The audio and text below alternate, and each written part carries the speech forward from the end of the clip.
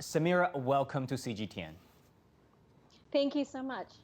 Sameera, as a Muslim American, how do you look at the U.S. government's accusation that China is committing genocide against Uyghurs in Xinjiang? Is that a fair accusation? Well, first and foremost, they're arguing that China's de-radicalization programs and vocational programs constitute, quote unquote, genocide, which I find ridiculous. But besides that, there is just not enough evidence to support the Western claim of genocide. Even U.S. State Department lawyers, they weren't able to substantiate the claim. And Muslim majority countries, actually, not only have they commended China's Xinjiang policy, they've explicitly deemed it propaganda. China has invited a number of diplomats, and what they saw and heard in Xinjiang completely contradicted what was reported in the media. And then how do you look at this, forced labor narrative in Xinjiang's cotton industry that has been promoted by mainstream media in the West, that was, populated really by many politicians in the U.S.?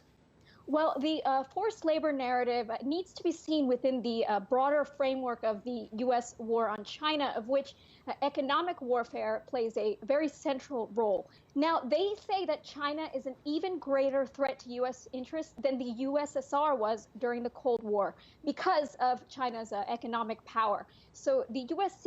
seeks to weaken it economically.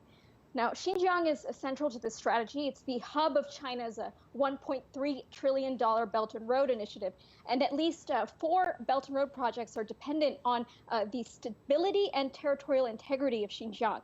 Now, as far as cotton goes, Xinjiang accounts for 87% of China's cotton and around a quarter of global cotton supply.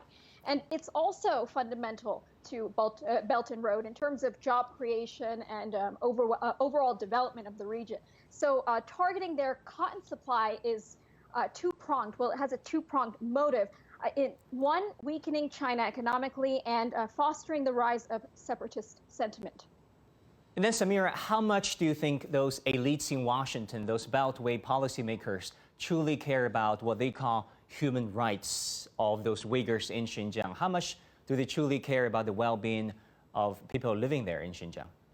Well, as we've seen throughout history, the U.S. has invented claims of human rights abuses to justify intervention and regime change in foreign countries that we later learn to be false. So human rights is more often used as a political weapon than a genuine concern for the well-being of actual human beings. We saw this in the cases of Saddam Hussein, Muammar Gaddafi, Bashar al-Assad in Syria. But as far as the people of Xinjiang goes, by hitting at its cotton supply, we see that the U.S. is willing to push them into poverty just to advance U.S. interests, while also promoting separatism in Xinjiang.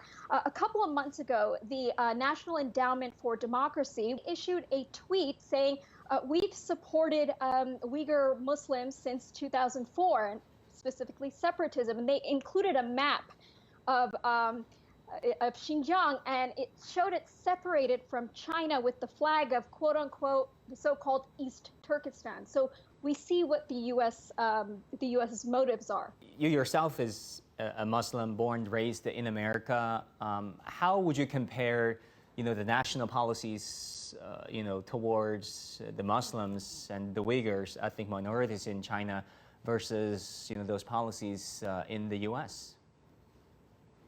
Well, unlike the U.S., China funds the development of Islam, which includes Islamic study, religious learning, Islamic institutions.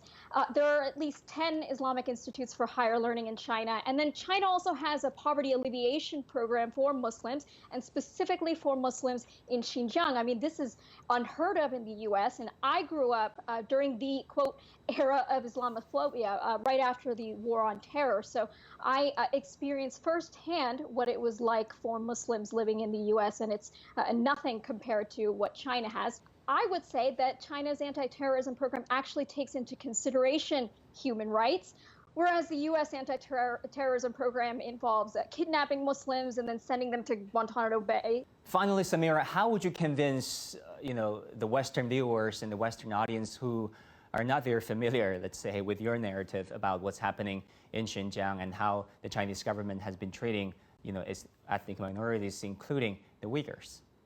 Yet I would tell them to look at history. Look at how many times the U.S. has lied about human rights abuses in other countries to justify intervention, like I mentioned before. So this is really just a continuation of U.S. policy. And I would ask them to treat their historical amnesia by looking at the history. If you were given a chance to come visit Xinjiang, would you do it?